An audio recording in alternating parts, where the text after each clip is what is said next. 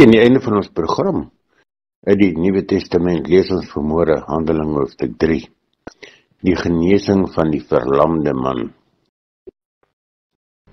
Handelinge 3 vanaf vers 1. Een middag om 3 uur, die tyd van die gebed, was Petrus en Johannes op pad tempel toe.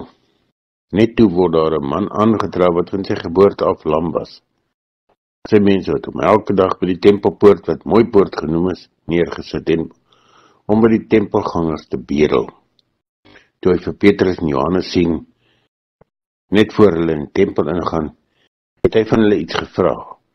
Petrus en Johannes kyk hom toe stip aan, en Petrus sê toe, kyk na ons.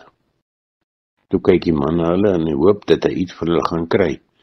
Maar Petrus sê, geld het ek nie, maar wat ek het, gee ek vir jou.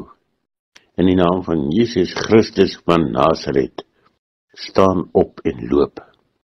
Hy vat toe die man sy regterhand en help hom op, en onmiddellik het sy voete en enkels sterk geword. Hy het opgespring, regop gestaan, en hy kon loop. Daarna het hy saam met hulle in die tempel ingegaan, terwyl hy geloop en gespring en God geprys het. Al die mense het gesien dat hy loop en God prys.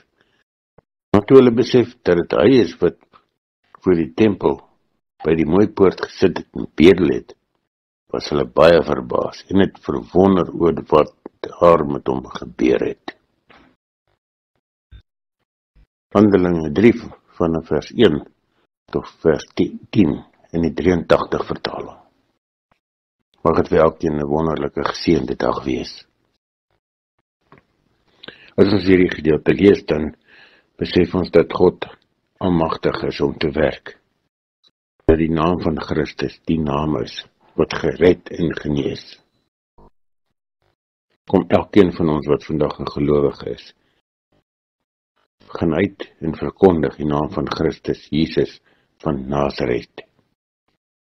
En daarom mag die genade van die Here Jesus Christus, die liefde van God en die gemeenskap van die Heilige Gees met elkeen van julle wees en bly tot in ewigheid. Amen.